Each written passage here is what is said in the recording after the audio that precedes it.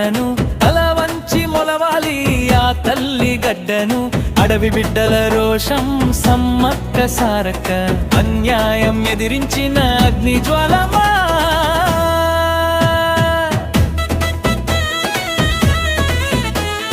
కరీంనగర్ పొలవాస అడవి తల్లి ఒడిలో చిరుత పులి కాపలాన దొరికే ఆ తల్లి. మేడరాజు పెంచినాడు సమ్మక్క అని పేరు, అడవికంతా దైవమాయే ఆ తల్లి తీరు.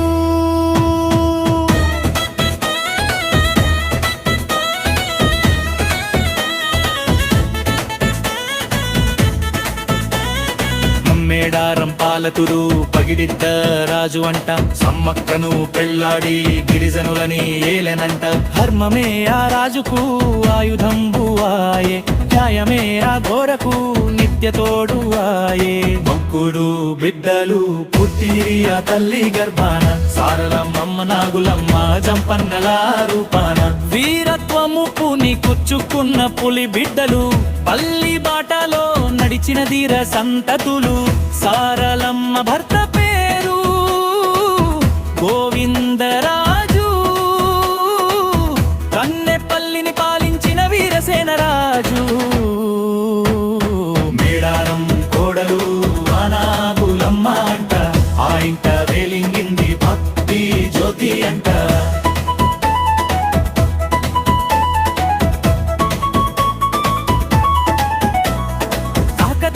సామ్రాజ్యం కప్పమ్మడిగిన వేళ, కరువుతో జనం చస్తే రాజు కదిహేళ.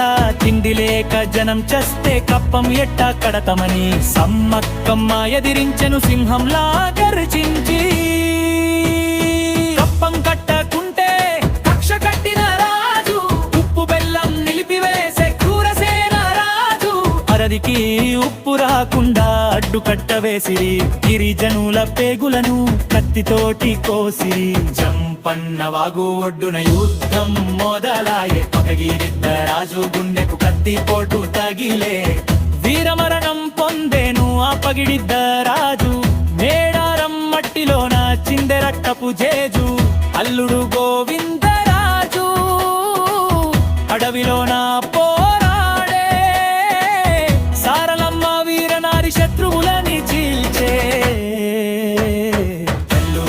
త్యాగము చూసి నేల తల్లి వణికింది, గిరిజనుల రక్తం చూసి గాలి రోదించింది.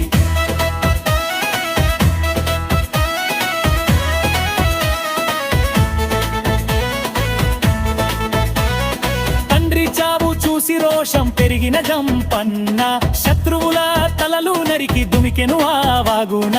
సంపంగి వాగు అప్పుడు జంపన్న వాగు ఆయే, కొడుకు ప్రాణ త్యాగంతో పుణ్యతీర్థమాయే.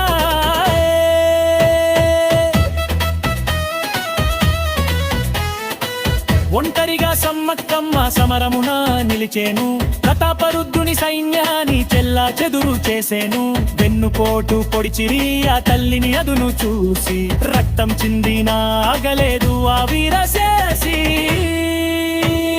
చిలకల గుట్ట వైపుకు తల్లి అడుగు వేసేను, కుంకుమ భరిణగా మరి కొండలలో దాగేను. మేడారం గడ్డ మీద గద్దెలుగా వెలిసిరి, భక్తుల కోర్కెలు తీర్చే కల్పవృక్షమై నిలిచిరి.